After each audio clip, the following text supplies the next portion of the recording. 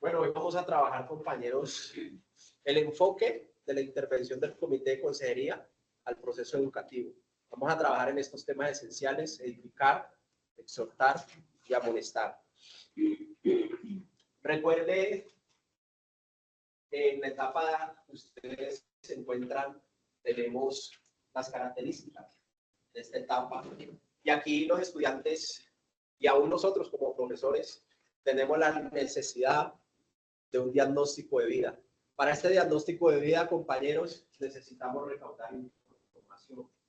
Así como pasa en las historias clínicas, es necesario que podamos profundizar, investigar en cada uno de las personas en sus procesos personales.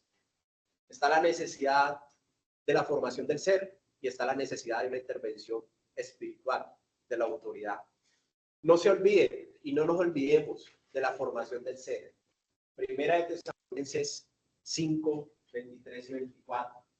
Ese es uno de los textos bases del proceso educativo. Si alguien, por favor, me ayuda a buscar, pues lo lee para recordar. Sé que usted se lo sabe, pero lo necesito yo para recordar siempre.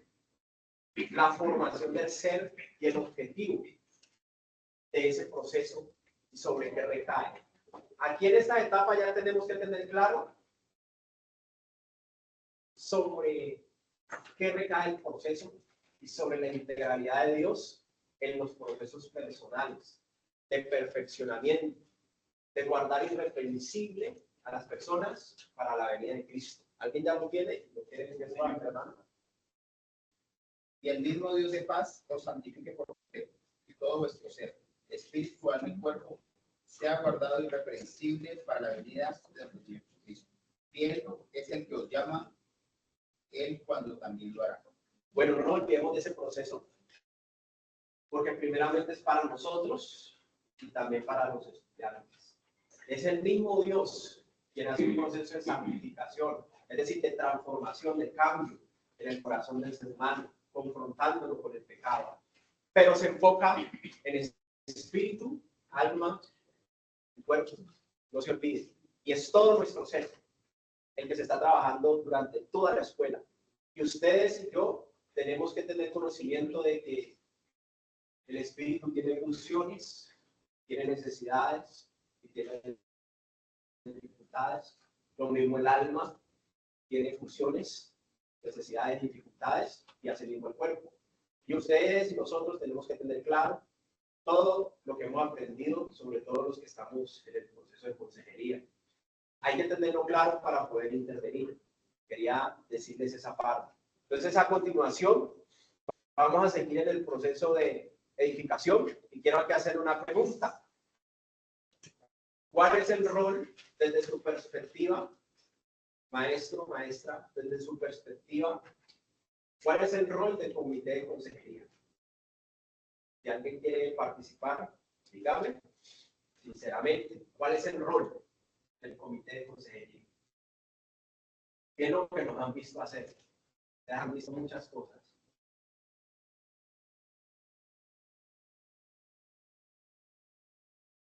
Apoyar y evaluar lo que nosotros como maestros hacemos dentro el vigilar el proceso de sanidad del estudiante y que vaya ligado congruentemente con la exigencia. Muy bien. ¿Quién más quiere decir algo sobre el rol del comité de consejería en la etapa de sembradores? ¿Quién pueda? Un equipo que observa y hace estrategias bíblicas para hacer un mejoramiento continuo. Bueno. ¿Quién más? Muy bien. ¿Los demás no saben? Ayudar en el diagnóstico de vida de los maestros y de las personas que deben a recibir la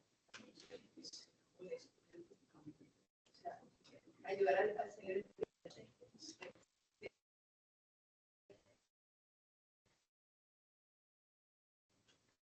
Muy bien, mi hermana. Detectar o identificar aquellas cosas que como maestro no logramos ver o que se nos pasan por alto. Sí. Entonces ustedes hacen esa labor de poder identificar a los niños.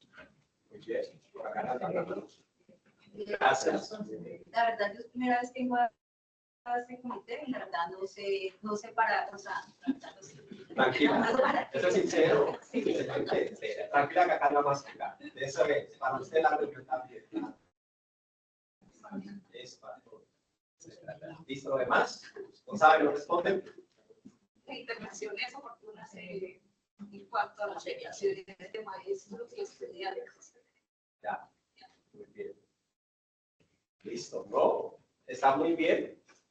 Y bueno, mi hermana Vanessa, En una reunión anterior nos había comunicado que el rol de consejería era evaluar el estado del grupo, porque ustedes hacen unas entrevistas, donde en esas entrevistas ustedes se pueden dar cuenta si nuestro rol como maestros estuvo bien hecho dentro de la etapa o no.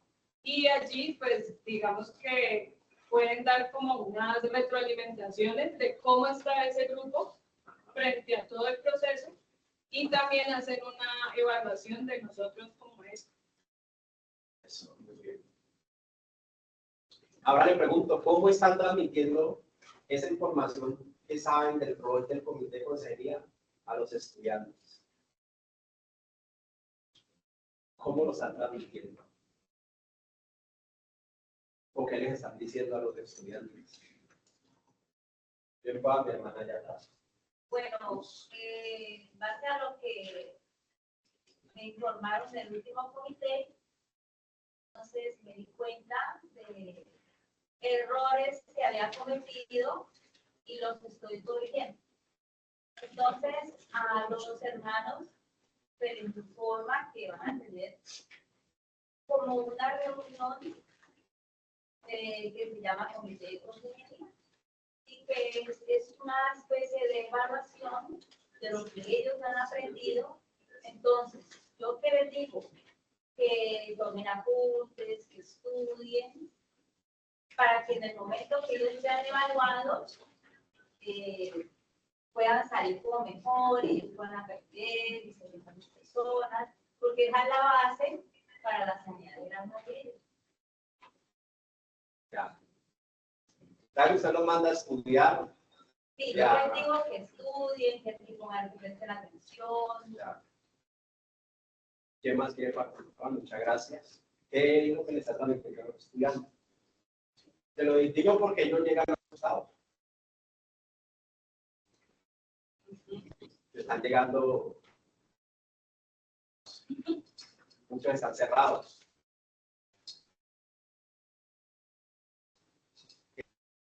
¿Qué estamos transmitiendo? Hay una niña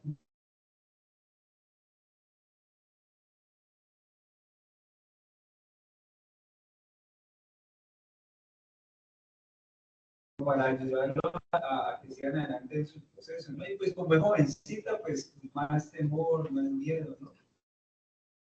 Y ella me escribió el viernes, me dijo, ¿cómo así? ¿Cómo es eso? ¿Y qué? Y yo le dije, no, o sea, de lo que usted ha aprendido, estudie y hable con la verdad, con la sinceridad, que ahí están, y esta vez es para ayudarla.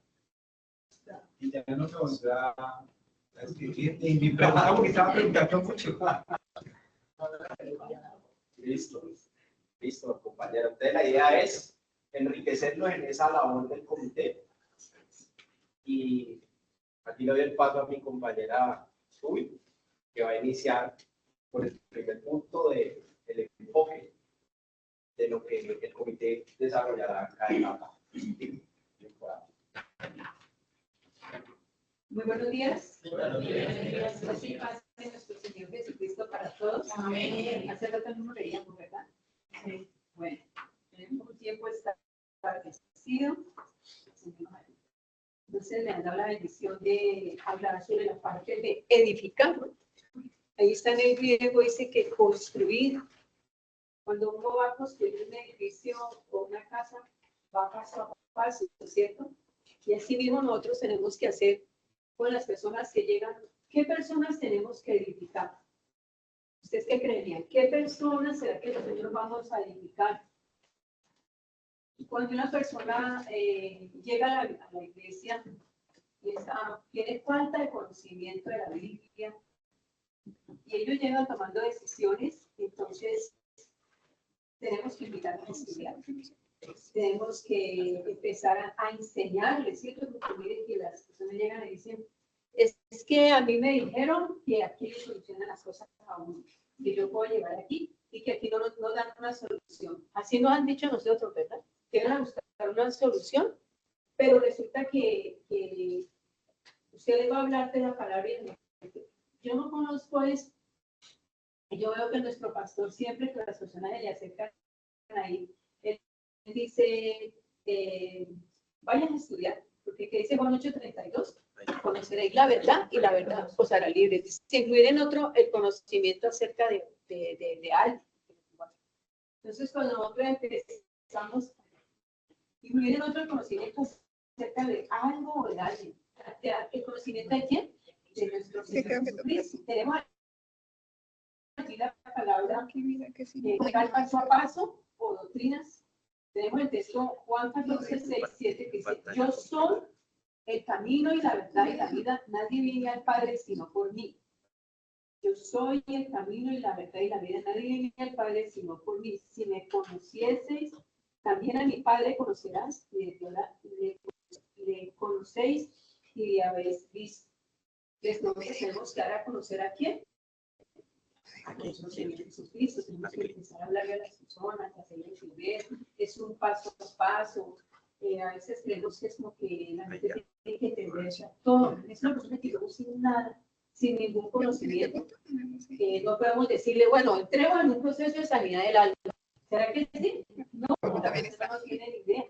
Entonces, cuando una persona está recién convertida y tiene algún poco tiempo de estar convertida, está convirtiendo en Boris, tenemos que edificarlo.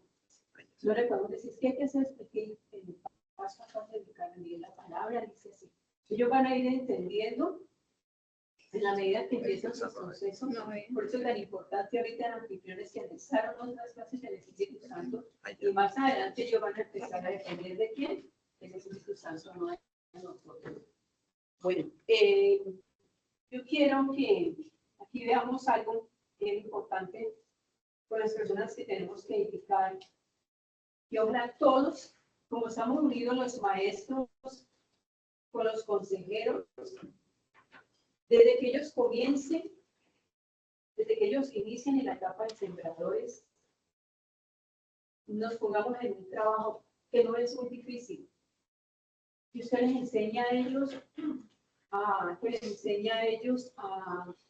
que desde el primer día que llegan, les dice usted va a comprar una libreta o un cuaderno muy sencillo.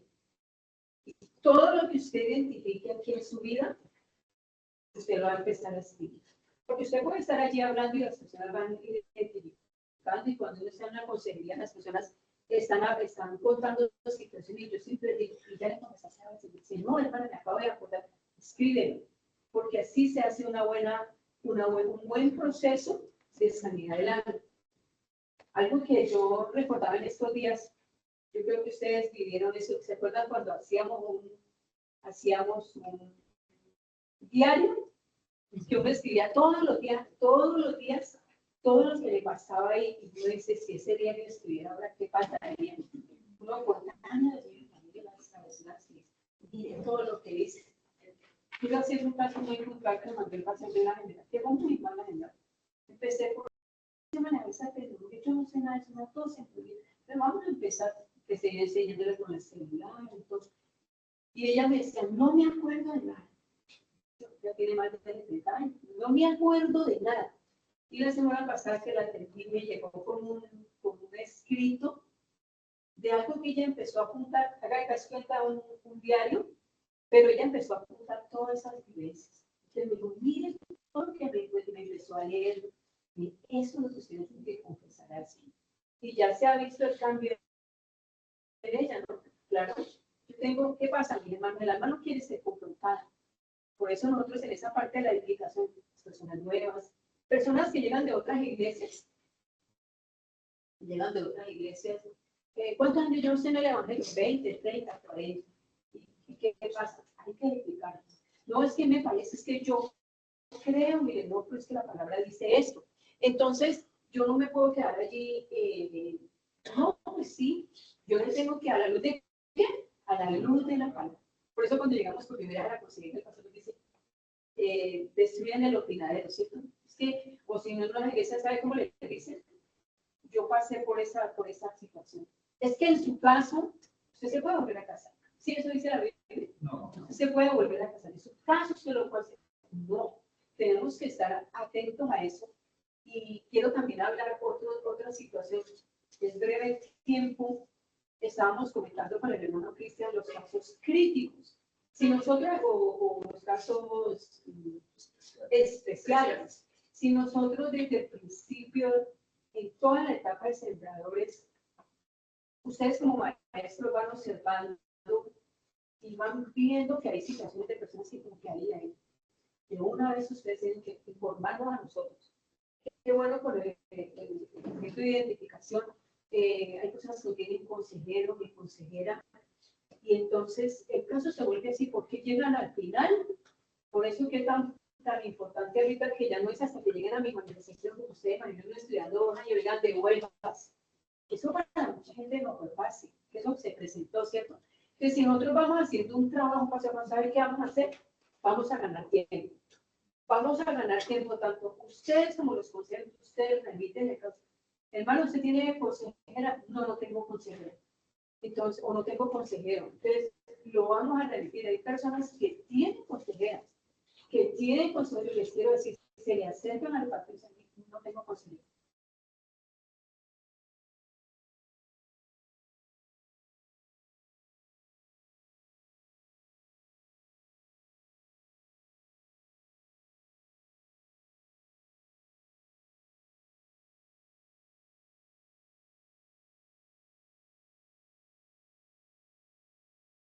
Yo hice eso por hacerlo, por una nota.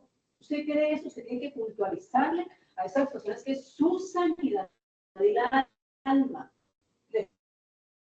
Recuerde que es la sanidad suya y la sanidad de sus generales. Entonces yo tengo que comunicar paso a paso que es la doctrina, lo que comunicar es bien, los llevo, los remito, los mando, este caso es muy urgente. Pues nosotros, ¿qué hacemos? Tenemos que como consejo abrir la cita. Mire, lo que he escuchado así en términos generales es que es muy ocupada. Es que este hermano me está muy ocupado. Es que no, nosotros estamos ocupados, tenemos que nos ocupar. Entonces, cuando son los casos así, tiene que hacer unos seguimientos muy puntuales. No puede un caso, usted siente un caso así, donde uno tenga que identificar a una persona, porque muchas situaciones. ¿Ustedes creen que una cita cada mes o cada 2 meses? No, es imposible. O sea, aquí hay que hacer el seguimiento, la gente llega muy desestabilizada, pero hay que hacer el seguimiento paso a paso, cada semana. Yo tengo casos que me toca hacerlos cada semana. ¿Hasta cuándo? Hasta que las personas la vayan estabilizando.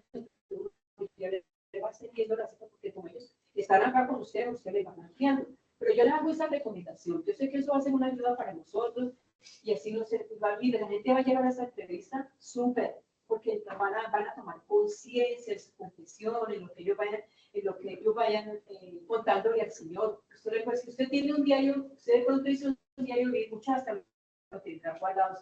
Ahí hay muchas cosas que hay que confesar. Entonces, por lo menos aquí en esta parte yo veía datos generales del aconsejado, grupo atendido, ustedes están copiando, situación presentada y contexto bíblico aplicado, que nosotros, ¿cómo iniciamos con esa persona? Según el caso, si llegó un caso de amargura, bueno, vamos a trabajar en Hebreos 12:15. Según la situación que la persona llegue, dice, orientaciones dadas siempre en base a las escrituras. Nosotros no podemos dedicar a las personas opinando, sino todo basada en las escrituras. Aquí en esta parte, compromisos y seguimientos para evaluar el progreso y la transformación del corazón. Imagínense, es la transformación del corazón. No hay cosa más grata cuando la gente dice, yo hice un buen proceso y yo estoy muy bien, yo estoy muy libre, yo perdoné, mi parte restauró, mis hijos están. pero que ya ellos entraron a la siguiente etapa, no, ya dejémoslos así, ahí van descubriendo también. Bueno, dice recomendaciones para pasos futuros en el discipulado o restauración. Bueno, estar siempre pendiente de esa persona, que no vaya, que su proceso no lo vaya a dejar allí, mire, personas se dejan ahí, no, es que no puedo, mire, no puedo con eso, yo no puedo perdonar. Yo, ¿qué he hecho en algunas ocasiones cuando yo veo que la persona no avanza, como que se quedó allí, como que faltó que se edificara? Yo acudo a mi coordinador y le digo, hermano, ayúdame, hagamos un día, no se corte, que ya no escaneo, no, la gente nos pide escaneo, que le decían los palos, y le digan, que yo estaba en la. Entonces, yo digo, no, mames, ayúdeme con este diagnóstico, que es tan lindo el Señor. Les llamo en que los demonios están a nuestro servicio y ellos allí hablan y ahí recuerdan y ahí quedó. Hermano Jaime Rubik, hay que trabajar eso. No me la sabe todo el mundo, pues todo no. Pero miren que uno así le ayuda a la gente, les dejo algo, que ya tengo que ir terminando, les dejo algo muy claro. Que nosotros todo lo que hagamos acá en el corazón, amemos las almas. Es tan grato, novio, que es que no va a pedir cuentas. Dios nos está viendo que usted tiene que pedir esa Señor. Yo ya le decía al pastor, gracias por su paciencia, hermana Rubén, que le contamos que pasó pues gracias por su paciencia, porque yo, no, hermana, vea, que yo puse, no puedo, no, ya me crea. No, yo tengo que seguirme, yo le dije, escríbame, mándeme un audio, se le llaman en directo, estoy ocupada en llamadas, porque uno está, pero vea, amemos las almas, hagan el proceso todo con alegría, no les dé temor de edificar a la gente. Ya por ese estudiante que vieron ahí, nosotros cómo le hacemos la promoción a ustedes allá, yo les digo, vea, usted se imagina, este proceso funciona porque usted deja que su vida sea transformada, si usted hace las cosas bien juicioso el proceso de confesión, no dejen que la gente pase por pasar, no trabajen esa parte ahí, de que la gente escriba, mire, una confesión detallada, la gente vive, créanme que sí, la gente vive. Entonces, que Dios les bendiga. Amén. Sí, hermano. Perdona, hermana Rubin, en esa parte de la edificación, algo que dijiste fue, primero, el amor, y segundo, en cuanto a los audios, cuando la persona no tiene los medios tecnológicos, que no tiene internet, no tiene celular, pues nosotros como maestros y consejeros debemos ser los que transmiten ese audio a la persona. ¿Sí? Entonces, si el maestro o el consejero no sabe de qué se trata el tema, el audio, entonces no va a poder edificar. Importante que conozcamos y escuchemos los audios. Porque uno les va, claro, en la medida que uno les va, gracias, hermano Mamis, en la medida que uno les va hablando a ellos, uno les va relacionando, y uno ahí se da cuenta, yo creo que está siempre escuchando, y uno ahí se da cuenta si lo escucharon o no. Sí, porque eso lo decía el profesor, si la gente no tiene donde, pero hay personas que dicen, no tengo tiempo. Yo tuve situaciones, me venía para acá al segundo piso, les ponía mi celular allí a las personas cuando yo empecé. No hay donde vamos, cada 8 días me sentaba y cuando recién me imagino ahorita, pues hay mucha demanda, hay mucho trabajo por hacer con las personas y tenemos que decirle al Señor que nos redima el tiempo, que nos ayuden, pero siempre, siempre buscarle una solución. Siempre buscar una solución así desde previo. Tengo un caso de una hermana que todo el tiempo busca al pastor, ahí sí ya, y mire que ella no tengo dónde. Y yo me remolqué como fuera y una persona me decía, con un radio, yo le conseguí la memoria y ella está haciendo el proceso. Y va más bien y va mejorando. Que Dios le bendiga. Amén. Gracias.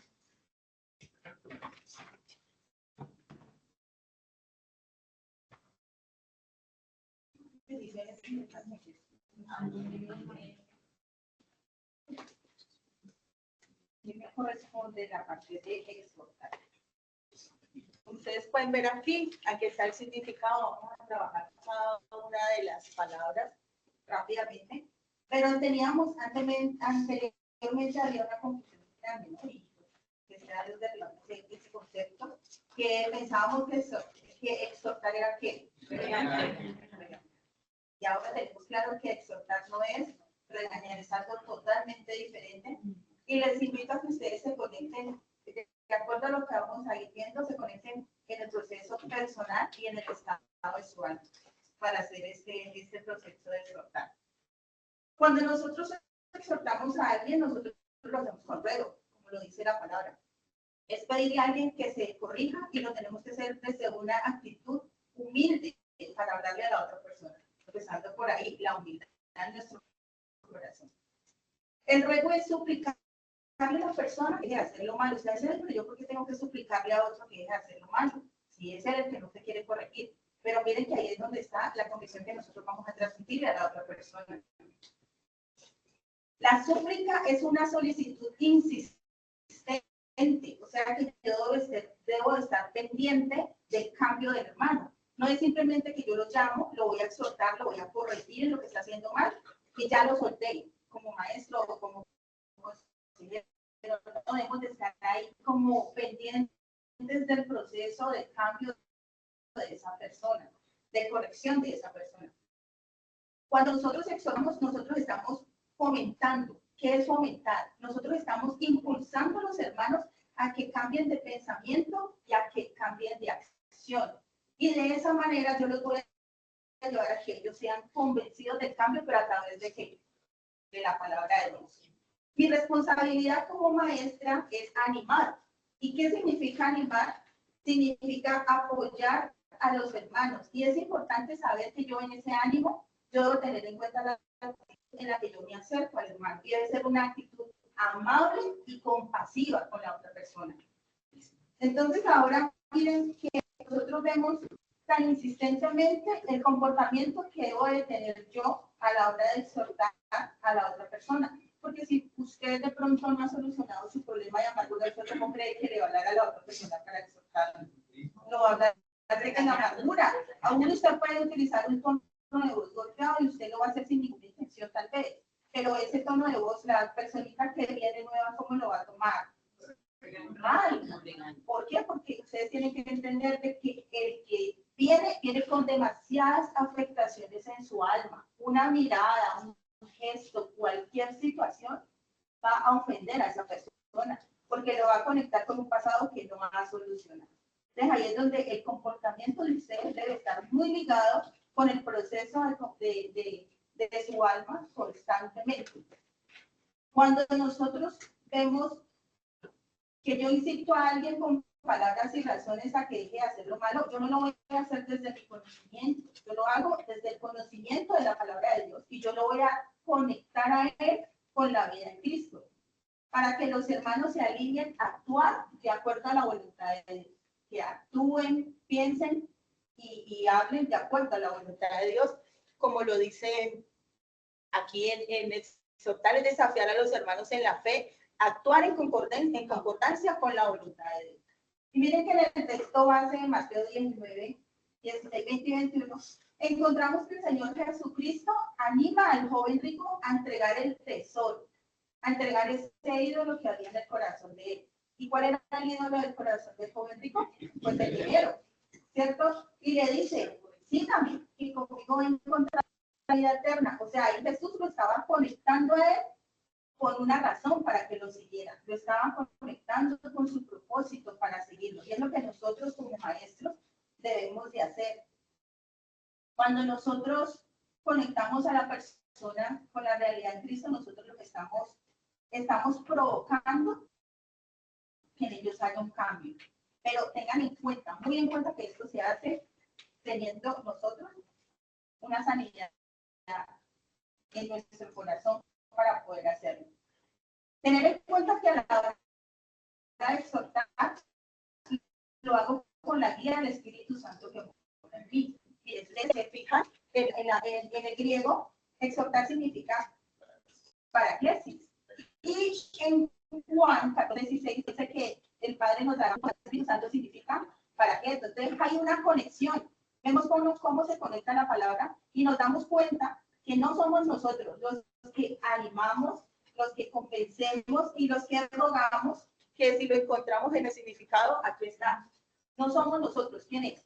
El Espíritu Santo. Pero hay una cosa, esta labor se puede ver impedida por nosotros. ¿A través de qué? A través de nuestro comportamiento.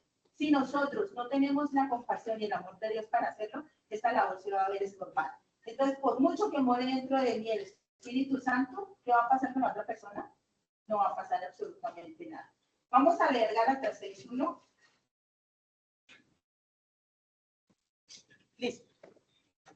Gálatas 6:1 dice, hermanos, si alguno fuera sorprendido en alguna falta, vosotros que sois espirituales, restauradle con espíritu de mansedumbre, considerándote a ti mismo, no sea que tú también seas tentado. Gálatas 6. En este pasaje encontramos la labor del comité de consejería. Es muy importante para los procesos personales de los estudiantes en formación la labor que está haciendo este comité. Dentro de esta labor se encarga de que la ciencia, orientándonos lo que se trata. El enfoque principal de ese texto es que restaurar el alma de ese estudiante en formación. ¿Sí? Por eso la palabra restaurar significa preparar, ajustar y perfeccionar. O sea, usted está siendo usado para pulir las imperfecciones, para pulir las afectaciones y todo lo que en esa persona hay. Pero ¿qué pasa? Este pasaje nos confronta a todos nosotros. Esto no es solamente para el comité de consejería. Este pasaje nos confronta a todos, como maestros, como comité, a tener un buen testimonio que yo debo dar con mi comportamiento, mis reacciones. ¿Cómo me como maestro? ¿Cómo reacciono yo ante mis estudiantes como maestro? ¿Cómo van a ver ellos mis emociones y mis sentimientos? Ellos se van a empezar a conectar. En este buen testimonio y en este proceso personal continuo y en nuestras vidas, nosotros vamos a poder servir en el fundamento del amor, la paciencia y la humildad. Recuerden que esta es la base, ¿no? El amor, la paciencia y la humildad. Sabiendo nosotros que un día nosotros también llegamos con esas mismas afectaciones a ese lugar. También fuimos enseñados, fuimos instruidos, también estuvimos en el lugar de esa persona. Ahí es donde yo me tengo que poner, miren, en el lugar de la otra persona.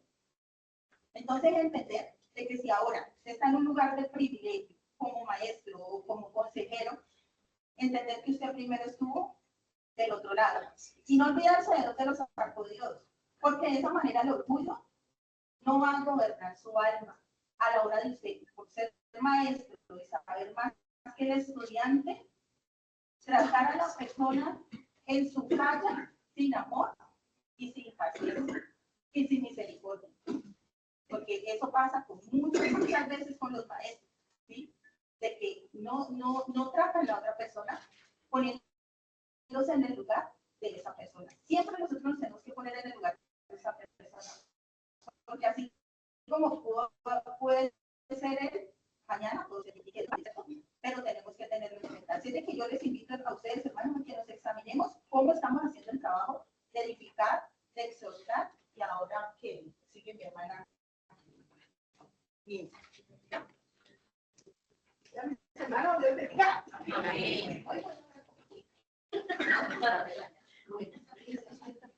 Bueno, hoy vamos a hablar de amonestar, ya vamos a exhortar, vamos a hablar de amonestar, que dicen que en el griego está en el 3560, que es exhortar, poner en la mente, advertir, regañar, pero gentilmente hacer presente algo para que se considere, se evite o se elimine. Hay un texto bíblico que se lo voy a leer, se lo anotan y lo dice en Mateo 23, 25 y 26, dice, hay de vosotros escribas y fariseos hipócritas, porque limpiáis lo de afuera del vaso y del plato, pero por dentro estáis llenos de robo y de injusticia. Fariseos ciegos, limpia primero lo de dentro del vaso y del plato para que también lo de afuera sea limpio. Entonces aquí ya estamos hablando de nuestra sanidad interior, de qué tan sanos estamos en nuestra alma para poder venir y amonestar a ese alumno, a ese hermano. Dice, amonestar, como ahí dice, que es regañar, o sea, llamarle la atención por un error o por una falta que este hermano esté cometiendo, y que a quién se amonesta, a aquella persona que ya tiene bastante tiempo en el evangelio y conocer la palabra, conocer la verdad y reside en lo mismo, ¿sí? Entonces, bueno, también vemos, eso sí se lo voy a leer, dice en Proverbios 16:6, con misericordia y verdad se corrige el pecado, lo mismo que está enseñando mi hermana Damaris ahora, es con la misericordia. misericordia, es con el amor, es con la paciencia, es poniéndose en el lugar del otro, ¿sí? Y siempre, hay algo muy importante, y también lo decía mi hermana, es como confiarle a ella, ¿cómo molestamos nosotros a las personas? Nuestra actitud, o cómo le estamos hablando, el tono de nuestra voz, le estamos hablando golpeadito, le estamos regañando como cuando teníamos el alma dañada, o qué tanto hay de ese daño en el alma que todavía le estamos hablando, porque le estamos hablando duro, como que quisiéramos nosotros hacer la obra nosotros y no darle lugar a que el Señor lo haga a través del Espíritu Santo y de su palabra, ¿sí? Entonces hay que mirarnos también, lo digo desde acá, desde aquí, desde yo, cómo estamos hablándole a las personas. Entonces es como de pronto sanar esa parte que nosotros está fallando para poder amonestar en amor, en paciencia, en humildad. Mire que hay un texto bíblico muy bonito, a mí me llamó la atención mucho, en 1 Corintios 4:14, que dice, no os escribo esto para avergonzaros. O sea, no es para avergonzar al otro, sino amonestar como a hijos míos y amados. Mire cómo el Señor tan bonito que es. No es para que se avergüence el otro, no es para causarle una vergüenza.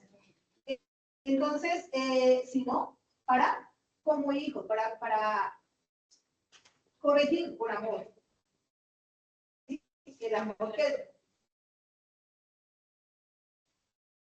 ¿Ah?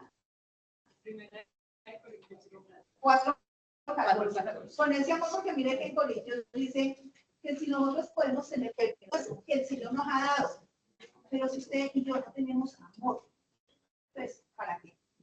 Listo, voy a darles un ejemplo, James. También les voy a colocar un ejemplo así. Supongamos, hay un hermano que nosotros conocemos que cae en pecado sexual. Ya empecé comunicación, ya empecé pornografía, póngale lo que quiera. Y usted se da cuenta de eso. Entonces, ¿usted qué hace? ¿Qué hace? ¿Cómo lo va a molestar? Listo. Entonces vamos a la palabra, vamos a Hebreos 26, dice, mi hermano, mira lo que dice aquí la palabra, usted ya lo lee, las pisoteado, la sangre del Cordero, la sangre del Señor Cristo. Y entonces, ¿qué hacemos? Le damos una herramienta. ¿A dónde vamos? Vamos a 1 Juan 1:9. ¿Qué dice 1 Juan 1:9?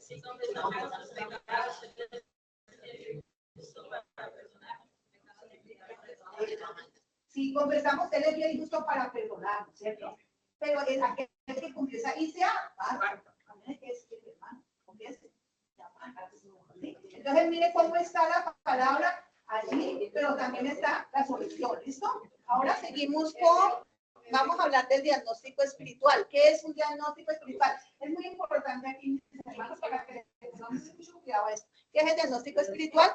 El diagnóstico espiritual significa conocimiento. En términos generales, el diagnóstico es el proceso mediante el cual se identifica la naturaleza de una condición, situación o problema. ¿A través de qué? De un análisis de signos, síntomas y evidencia. Eso es lo que hacemos nosotros, evidenciamos que esta persona tiene unos síntomas, usted ya lo conoce. Bueno, y hay los sinónimos de diagnóstico, son pronóstico, valoración, evaluación, dictamen. El diagnóstico espiritual, en términos bíblicos espirituales, el diagnóstico implica discernir el estado del corazón humano, como se menciona en Jeremías 17:10, dice así: yo, el Señor, escudriño el corazón, pruebo los pensamientos para dar a cada uno según su camino, según el fruto de sus obras. Mis hermanos, Dios les bendiga. Dios les bendiga. No estamos con frío. No. Excelente. Entonces la hermana Ninfa nos dio un significado en el griego. ¿Cuál es? De diagnóstico espiritual. ¿Cuál es? Conocimiento, ¿cierto? Conocimiento de algo, ¿sí? De alguna área, de una persona, de algo en especial. Entonces dice, en términos bíblicos y espirituales, el diagnóstico implica Discernir, ¿qué vamos a discernir? El estado del corazón. ¿De qué estamos hablando? Del alma, ¿cierto? De lo que piensa, de sus emociones, de cómo toma decisiones, voluntad. Entonces, de eso se trata, de tener un conocimiento de la persona, profundizar cómo piensa, cómo actúa, cómo habla, cómo manifiesta sus emociones, pero también qué decisiones toma. Eso nos va a llevar a tener un conocimiento y a poder darte un diagnóstico, ¿cierto? Para identificar el problema. Entonces dice Jeremías 17:10. Yo el Señor, ¿quién? El Señor, yo el Señor, escudriño ¿qué? El corazón, pruebo los pensamientos para dar a cada uno según su camino, según el fruto de sus obras. Esa palabra escudriñar ahí significa en el hebreo 27:13, que es una raíz propiamente penetrar, ¿cierto? Cuando usted no se queda solamente con la apariencia física, sino que usted penetra, usted va más allá. Penetrar, de aquí examinar íntimamente, buscar, o sea que le toca que moverse, demandar, descubrir, escudriñar, espiar. Cuando usted va a espiar algo, cuando usted va a hacer un negocio, ¿usted qué hace? Primero va y escudriña, ¿cierto? Hace un sondeo de mercadeo y el producto, el precio, el costo, bueno, todo. Eso es espiar, estatuto, explorar bien. Explorar bien, no a medio ni por encima, no, explorar bien. Inquirir, poder, saber, preguntar, reconocer, reconocimiento. Entonces, el Señor mismo nos escudriña constantemente a cada uno de nuestros corazones, ¿cierto? Eso dice la palabra. Dice, pero también nos ha dado nosotros la capacidad de escudriñar nosotros mismos nuestro propio corazón, ¿cierto? Salmos 19:12. Alguien que lo lea, por favor.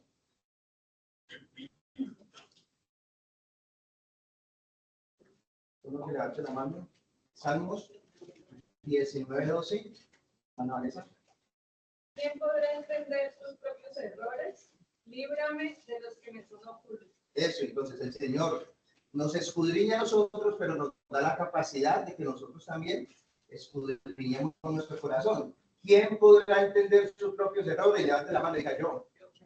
Yo. Todos tenemos la capacidad, ¿cierto? ¿A través de quién? A través de la palabra, primeramente, ¿cierto? Cuando tenemos un conocimiento de la palabra y nos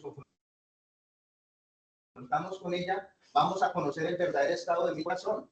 ¿Cómo estoy? ¿Estoy en obediencia o estoy en desobediencia? Entonces, la palabra, Hebreos 4:12, por favor. Porque la palabra de Dios es viva y eficaz, y más cortante que toda espada de los filos, y penetra a partir de las coyunturas y los tuétanos, y discierne los pensamientos y las intenciones del corazón. Amén. Vemos cómo esa espada penetra, ¿cierto? Hasta lo más íntimo, hasta lo más profundo, y nos permite reconocer, pues, escudriñar nuestro corazón, nuestra alma. Pero también tenemos la ayuda del Espíritu Santo. Juan 14:26. Mas el Consolador, el Espíritu Santo, a quien el Padre te dará en nombre, Él os enseñará todas las cosas y os recordará todo lo que yo os he dicho. Amén. Entonces tenemos la ayuda del Espíritu Santo, que si nosotros le preguntamos y tenemos una comunión íntima con Él, Él nos ¿qué? Él nos va a decir, Él nos va a demostrar, nos va a revelar nuestro propio estado. ¿Sí? Entonces tenemos las herramientas, mis hermanos. Y para ayudar a otras personas. Entonces también. Allá voy. Para ayudar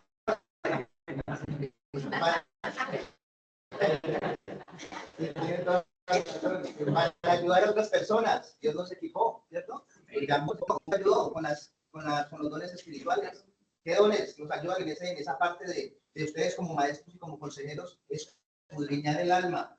La palabra de ciencia. La palabra de ciencia, la palabra de sabiduría, el discernimiento de espíritus. Entonces, de acuerdo a esto, ¿podemos hacer un diagnóstico o no? Sí. Todos tenemos la capacidad, primeramente, de escudriñar el mío y luego poder ayudar a otras personas. Entonces, tener un conocimiento amplio y vivencial de las dificultades de la etapa de sembradores me va a permitir a mí desarrollar muy bien ese diagnóstico. Porque si el maestro no tiene un conocimiento amplio de cuáles son las dificultades, cuál es la provisión de Dios, cuál es la necesidad de esa persona, no va a poder hacer un buen diagnóstico. Entonces es indispensable que todos tengamos un conocimiento amplio de la etapa para poder hacer y desarrollar un diagnóstico. Otra cosa que nos ayuda mucho, escuchar activamente a los estudiantes me permite identificar el problema. Activamente. ¿Sí? No que el maestro de pronto le limitó a leer de prescritos y lo lee y a dar una nota final, pero realmente no escuchó activamente al estudiante. Entonces es un compromiso como maestros y consejeros tenemos, escuchar activamente, eso nos va a permitir hacer un buen diagnóstico. ¿Listo? La forma de hablar, la forma de mirar, la expresión corporal de un estudiante también me permite identificar síntomas. Y también, algo que yo les he platicado mucho a los maestros cuando tenemos las reuniones es que tenemos que tener en cuenta que todo lo que manejamos en la etapa son herramientas para el maestro. Algo que nos sirve mucho para ese tipo de situación que es el diagnóstico, está el tiempo entre hermanos. Eso tiene un formato donde ellos pueden ir haciendo preguntas de acuerdo a lo que les van diciendo, pues con el conocimiento que ya tienen dentro de la escuela de consejería, ir ampliando más y más eso. Pero a veces cogemos digamos, esas herramientas de la etapa y se vuelven, son como cargas, como, ay, ahora tengo que sacar el tiempo para unirme con el hermano, y entonces como son tantos, y entonces ahí es donde, digamos, tenemos que hacer el examen en nosotros y decir, bueno, esto se hace para el Señor, y debo entender que esto más que una carga, más que algo que puede implicar más tiempo para la persona, que realmente es el ayuda maestro. Todos los días está escudriñando, ayudándoles. Bueno, listo. Excelente esa semana. Y también yo decía, uso del tiempo entre hermanos. Para allá iba. Es primordial. ¿Sí? No solamente dedicar a conversar cómo te ha ido, no, escudriñar a lo que vamos, a ser efectivos para ese diagnóstico. Necesitamos hacer una buena identificación del problema de los estudiantes para poder dar buen diagnóstico. Son manifestaciones visibles, perceptibles de una condición subyacente. En términos médicos son señales que indican la presencia de una enfermedad o disfunción en el cuerpo. Algunos ejemplos de síntomas. ¿Sí? Usted y yo o un médico puede identificar. La fiebre es un síntoma de qué? De una infección puede ser. El dolor en el pecho. ¿Sí? Algo cardíaco. La tos. Muchas varias enfermedades. Los mareos. Síntoma de enfermedades cardíacas. El salpullido. Síntoma de una enfermedad en la piel. ¿Listo? Entonces, los síntomas pueden ser físicos, emocionales, espirituales o sociales. Son respuestas del organismo o del alma ante una realidad interna que necesita ser identificada y tratada. Nosotros, aparte de ser consejeros, maestros, cumplimos la función de médicos. Y no solo médicos, médicos especialistas. ¿Cierto? Somos médicos especialistas, ¿por qué? Porque nos enfocamos en tratar con el alma de la persona, ¿sí? Esas afectaciones. Entonces, algunos ejemplos de síntomas emocionales, el miedo.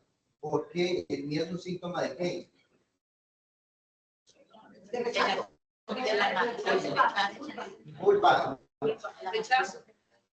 Bueno, dice que es un síntoma de una experiencia traumática o un estado o sentimiento de culpa. ¿Listo? La ansiedad. Síntoma de rechazo, la depresión, síntoma de rechazo, ahora una enfermedad física, el cáncer, falta de perdón, los miomas, Experiencias sexuales. pecados sexuales. Entonces, mire cómo nos debemos volver especialistas, debemos tener un amplio conocimiento para saber los síntomas y poder llegar a dónde? A la enfermedad. Entonces, si tenemos un buen conocimiento en lo que es la etapa de operadores, cuáles son sus dificultades y cuáles son los síntomas que manifiestan estas enfermedades, vamos a poder hacer un buen diagnóstico. Dice, desde una perspectiva bíblica y espiritual, los síntomas pueden reflejar el estado del corazón humano y su relación con Dios. Tercera de Juan 2, todos lo conocemos, ¿cierto? ¿Qué dice? Amado, yo deseo que tú seas prosperado en todas las cosas y que tengas salud, así como prospera tu alma. Entonces, la manifestación de las áreas de nuestra vida, la salud, la economía, el trabajo, lo familiar, es consecuencia de nuestro estado del alma, ¿cierto? Se manifiesta. Lucas 6:45. Dice así, el hombre bueno, del buen tesoro de su corazón, saca lo bueno, y el hombre malo, del mal tesoro de su corazón, saca lo malo, porque de la abundancia del corazón habla la boca. Una pregunta, cuando tú dices eso de los miomas, que es por tema de pecado sexual, si la persona no ha practicado, pero tiene miomas, eso es como Maldiciones. Eso es, mis amados hermanos, espero que les haya quedado muy claro y que ahondemos en eso, ¿sí? En hacer unos buenos diagnósticos. Cuando ustedes como maestros hacen unos buenos diagnósticos y eso lo reflejan en sus informes académicos, nosotros como consejeros vamos a ser edificados por eso. Sí, va a haber una unión, una coinonía entre consejeros y maestros. Igual, esa información va a quedar en una plataforma, ¿cierto, hermano Cristian? Unificada, donde tanto ustedes como a nosotros nos va a servir. Entonces, los animo a eso, que primeramente nuestro diagnóstico y después al aconsejado o al estudiante. Bien, gracias.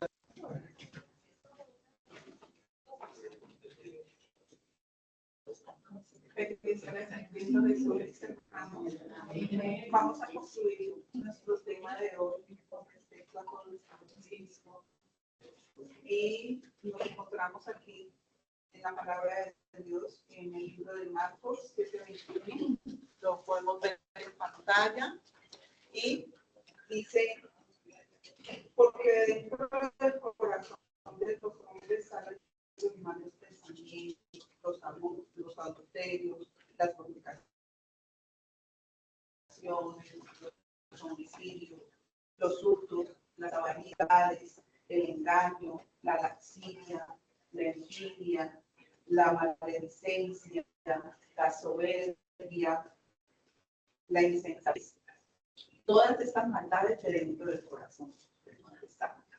Entonces vamos a concluir nuestro tema y vamos a esto este tema se va a comunicar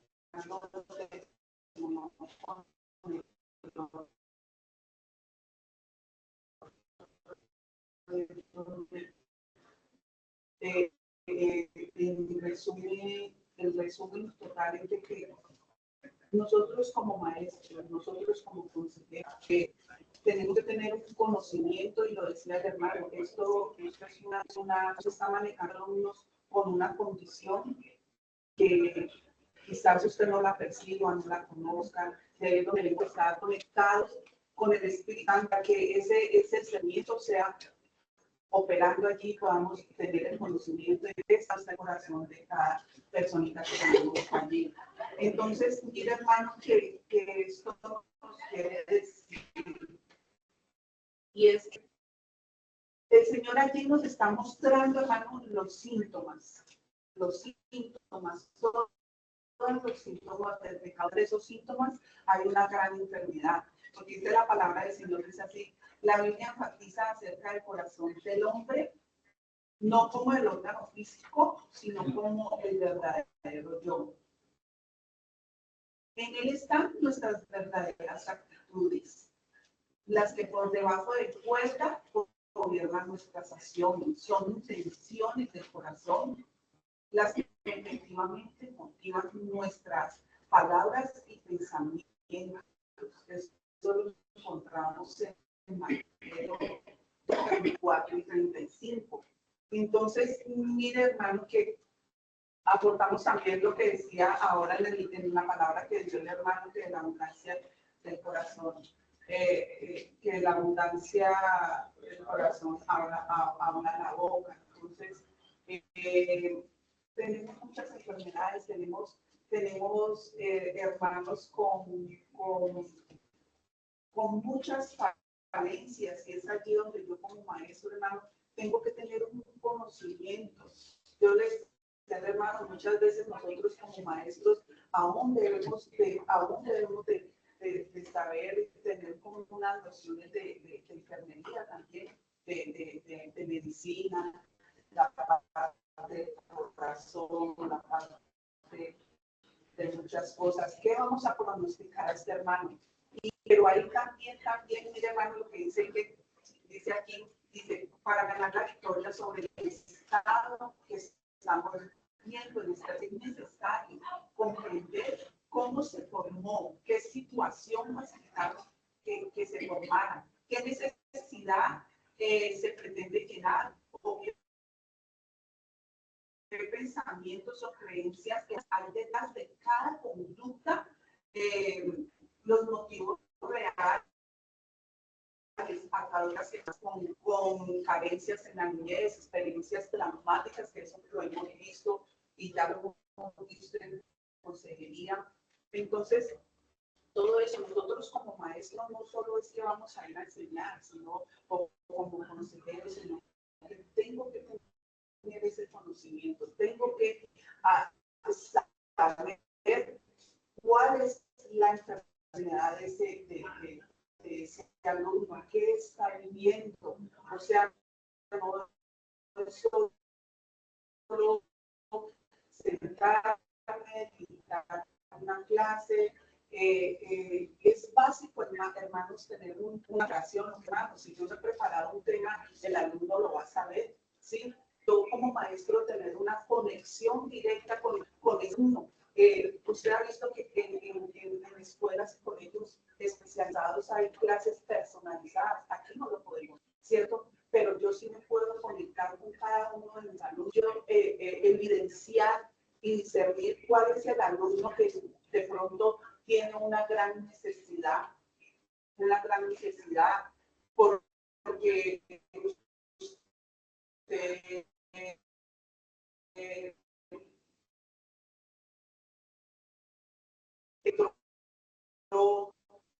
porque es agresivo, porque no saluda, porque está aislado, porque no se conecta, porque no entiende, porque no puede alcanzar a comunicar.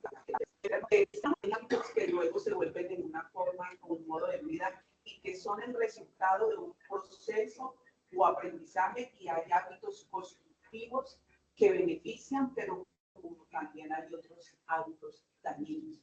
Podría ser, me gusta madrugar, me levanto a orar, pero hay hábitos que vienen en nuestra vida, dormir mucho, muchas cosas.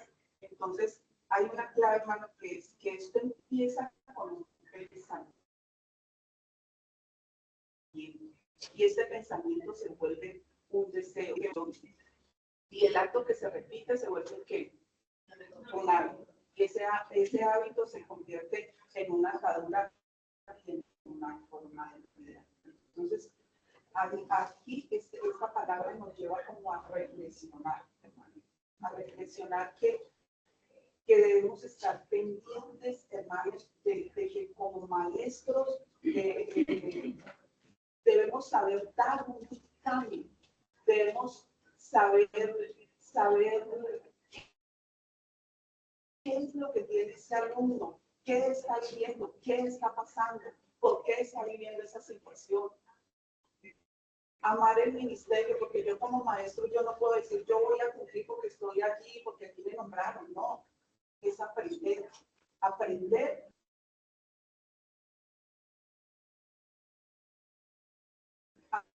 a conectarme con la necesidad de mi hermano. Es aprender también. Si yo no he sido sano, lo que decía ahora los hermanos en la clase pasada, si yo tengo amargura, yo cómo le voy a decir al hermano, de qué manera le voy a hablar, de qué manera me voy a disponer, de qué manera le estoy enseñando, qué le estoy dando a él para que él pueda aprender, para que él pueda tomar esa con, con agrado. Yo no sé si ustedes en algún momento estudiaron y se encontraron con que a mí me pasaba, le pasaba a la profesora francesa y me dolía el estómago, ¿no? Entonces, eso es, o sea, es poder conectar con ellos y poder saber de que Dios con esta palabra que ya lo dio todo, ya lo dio, no sé, mire, usted vio este hermanito que tiene una amargura, usted tiene esa amargura, ¿sí? Ahora para cerrar este tema en cuestión de lo que habla de esos síntomas del corazón y que ustedes trabajan en el espíritu de relación con ellos. Yo difiero mucho de pronto de que nosotros creamos todo lo que ellos escriben ahí dentro de sus libros, hermanos. Mi abuela decía, el papel puede con todo, el papel puede con todo. Si usted como maestro no tiene y no es hermano, no le ha creado usted herramientas espirituales como el discernimiento, y usted poderse sentar a leer esos escritos con devoción, con amor a esa vida, con saber que usted quiere estar allí compenetrado con lo que ese ser y con lo que ese alumno está viviendo, nada podemos hacer. Entonces, esa es la parte, hermano, de que usted pueda estar aquí conectado con los síntomas, con lo que tiene esta personita, de poder manejar mucho y saber si todo lo que ese alumno está escribiendo allí es real o no es real. Yo en este momento de pronto estoy trabajando mucho con el hermano Andrés, me manda personitas que están quedadas, personitas que no pueden avanzar más, han pasado lo que decía el hermano Cristian, 2, 3, y están aquí. Pero hay una gran falencia y es de que el escrito de identificación se volvió mecánico. El proceso de confesión se volvió mecánico. Es decir, como antes, Padre nuestro que estás en los cielos. No, es sentirlo, es vivirlo, ¿verdad, hermanos? Entonces esa es la parte que como maestros, vamos, yo lo debo saber vivir con ellos. Amén.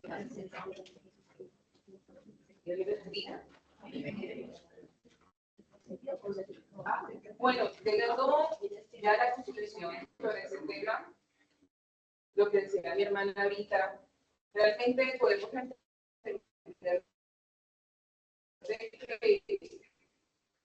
lo que está en la vida de la persona y lo que está en el corazón es lo que va a manifestar dentro de este proceso. Uno de los objetivos del comité es poder nosotros, cuando la persona estudia, la persona se sale por los textos y las clases, está muy bien, pero en realidad lo que se busca es que la interiorización de ese conocimiento de los sembradores se manifieste. Ese fruto se ve cuando dejan las cosas. Si usted en algún momento ha establecido el cómo conocer a alguien, escuche la palabra. Si usted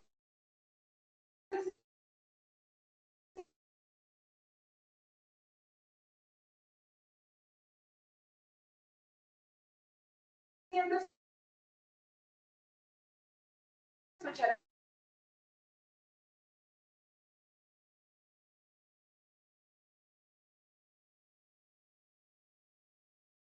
a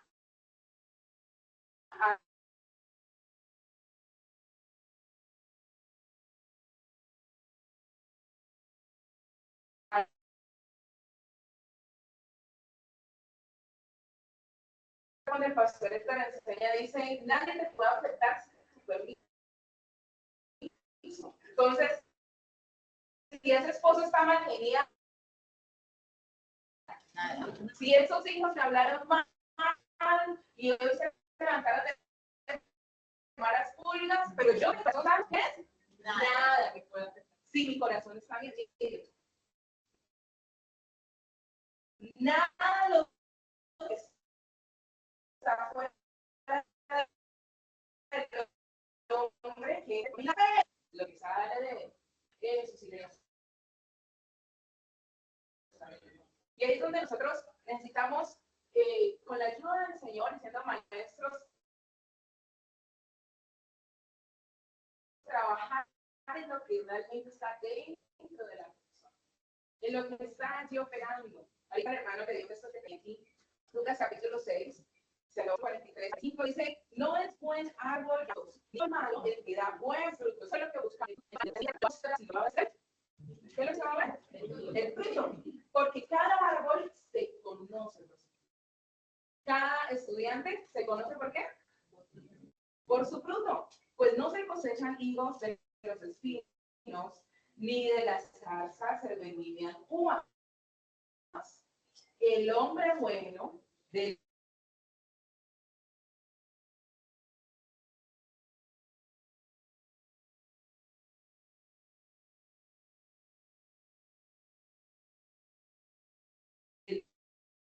buen tesoro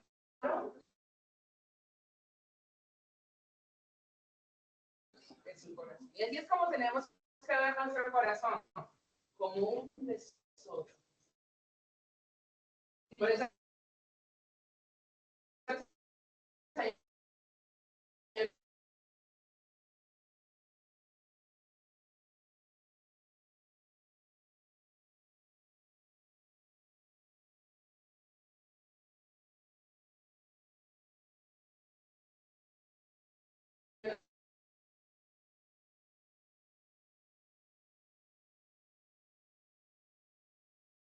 se guarda en su corazón. Y ese tesoro vamos a sacar. Todavía hay cositas, ha habido un fruto que se está viendo. Él puede ser mejor en el conocimiento. Pero se carga como muchas personas que, o como no, yo, síntomas. Y le dice, no está todavía trabajándose en el fruto. Mire lo que sigue diciendo. Porque el hombre bueno del buen tesoro de su corazón saca lo bueno. Y el hombre malo del mal tesoro de su corazón saca. Porque de la abundancia del corazón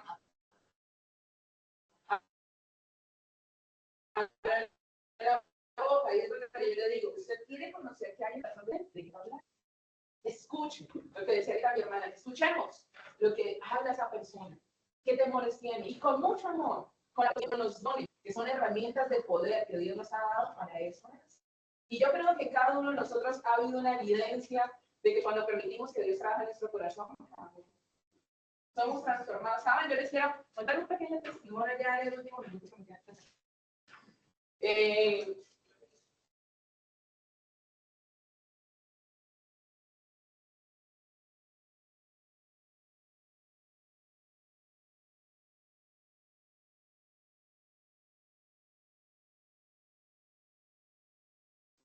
Había trabajando, pero a mí me molestaba en cierta manera. Y Dios venía hablándome de que necesitaba sentarme con mi mamá a hacer un proceso. Yo decía, ay, Señor, sí, más adelante, sí, más. Luego, hasta que Dios empezó a trabajar de una manera en la que dijo, no más. Llamé a mi mamá está en este momento en otro país, imagínense. Mamá, yo necesito sentarme porque, mira, yo cuando estaba chiquita percibí esto y empecé a sacar. No sabía por qué cuando mi mamá hablaba era como algo tremendo, me irritaba. Pues sí, la respetaba a mi madre, la honraba, pero había cositas así chiquititas. Y mi mamá me dice, ¿sabes, hija? Yo también necesito decirte perdón porque cuando tú eras pequeña, yo cuando en medio de la necesidad no tenía como ni siquiera para arreglarte el cabello, yo te jalaba el cabello. cuando terminaba, y lo hacía con rabia. Y era algo que parecía pequeñito, pero entendí muchas cosas del por qué me irritaba algo. ¿Sabe? Es tan tremendo lo que del alma se puede guardar. ¿Usted cree que yo me acordaba de eso? ¿Yo sabía de eso? No, pero mi alma sí lo sabía. Y cuando acepté y perdoné eso, la relación cambió de una manera impresionante. Y es aquí donde yo le digo, cuando permitimos que Dios trabaje en lo que está en el corazón, el fruto se ve. Como dice el versículo 15, nada. Es que ella habla muy feo y a mí no me gusta. No, nada de lo que está afuera me va a afectar a mí si yo tengo un corazón sano. Muchas relaciones en nuestra vida necesitamos y Dios quiere obrar, pero no permitimos que Dios trabaje dentro. Y la clase y la enseñanza de no están solo para cuando enseñemos a los otros, sino primeramente nosotros. Porque de qué sirve que demos un buen conocimiento, pero todavía seguimos con cosas. Nada de lo que está afuera me va a afectar si mi corazón está sano. Lo que está dentro es lo que contamina. De dentro, del tesoro que es nuestro corazón, es que vamos a sacarlo. Mi corazón es un tesoro, dice Lucas. Y de lo que está allí es lo que yo voy a sacar, lo bueno o lo malo. Dios les bendiga. Señor.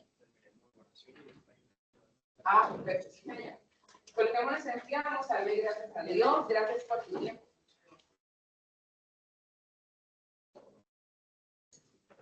Padre, gracias te damos, oh Dios, por cada uno de los hermanos que presentes. Gracias, Señor, porque eres tú que has hablado en nuestra vida, Señor. Gracias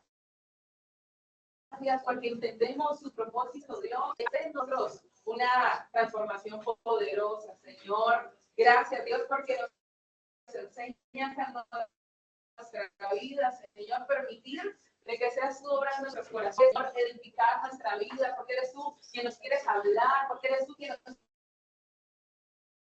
quieres usar, Señor. Padre, bendecimos a cada maestra aquí presente, Señor. Úsalos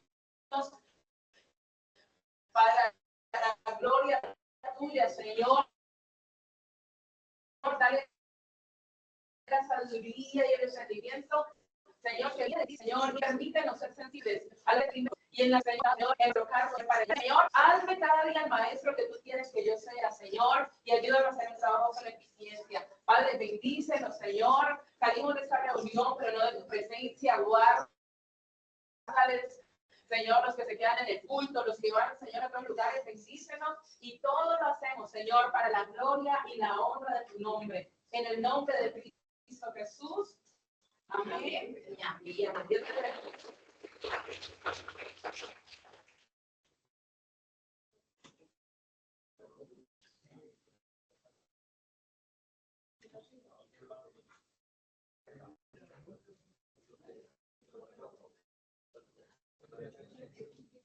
¿Cómo firmar una asistencia, mis hermanos, maestros? ¿Cómo firmaron? ¿Consejeros también firmaron una asistencia? Muchas gracias por tu asistencia.